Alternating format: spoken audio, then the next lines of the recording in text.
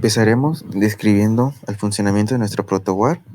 Nuestro protoboard funciona en dos sectores. El primer sector es nuestro sector de alimentación, donde tenemos el positivo y negativo. En este sector, su funcionamiento es de forma horizontal, es decir, que si nosotros suministramos un voltaje en la línea positiva, toda esa línea horizontal tendrá un voltaje como si estuvieran conectados entre sí. Lado contrario, en nuestro segundo sector, que es la parte media de nuestro protoboard, funciona similar, pero con la única diferencia que lo será verticalmente.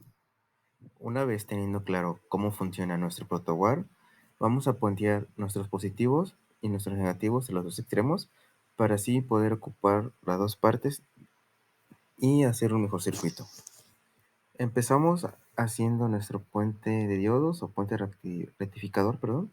Este puente nos va a servir transformar nuestra corriente alterna a corriente continua y así nosotros poder ocupar nuestro circuito.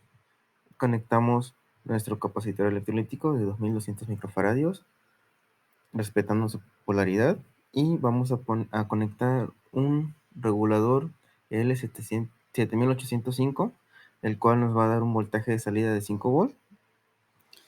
También conectaremos dos capacitores cerámicos. El primero va a ser de 1 microfaradio y el segundo va a ser de 0.1 microfaradio. Conectamos una resistencia de 220 ohms y un LED. Una vez teniendo la primera parte de nuestro circuito, vamos a corroborar conectando el transformador. Como podemos ver, los dos cables que están juntos de color rojo son nuestros cables de alimentación. Estos cables van conectados a una clavija. En este caso nosotros ocupamos un cable negro de un electrodoméstico que no utilizamos y los conectamos a nuestros cables de alimentación.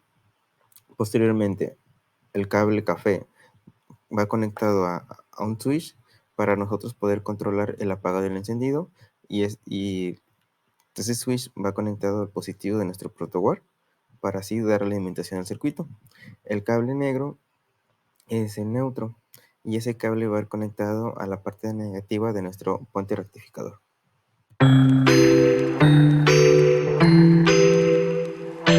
Una vez conectado el transformador al circuito, el transformador lo vamos a conectar a una fuente de alimentación y procederemos a encender el switch para ver si nuestro LED entiende correctamente.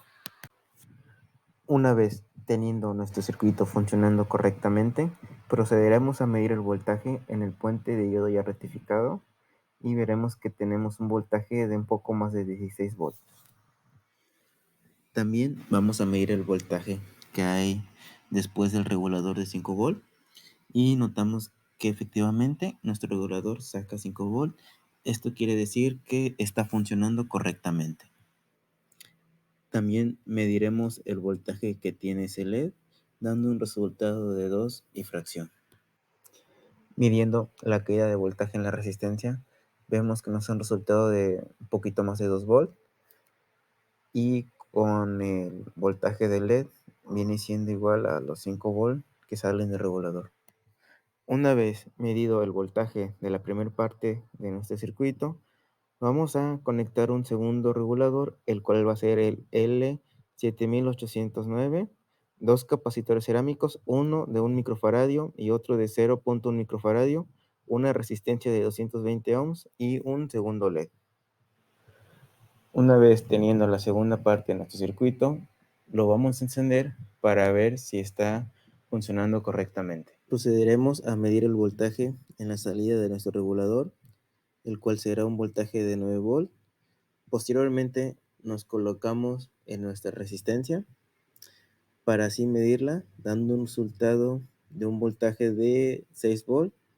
Después nos pasamos a lo que es nuestro diodo LED y medimos su voltaje, dando un resultado de 3 volts, dando a entender que nuestro circuito está funcionando de forma correcta, sin ningún problema. Como podemos observar, la primera resistencia, el primer diodo LED, la segunda resistencia y el segundo diodo LED están consumiendo lo que sus reguladores les están dando a entender que esta práctica fue todo un éxito. También, esta práctica nos ayuda a comprender lo que es la corriente alterna, que se transforma en corriente directa a través de nuestro circuito, dando un amplio conocimiento en circuitos electrónicos y ayudándonos para futuras prácticas.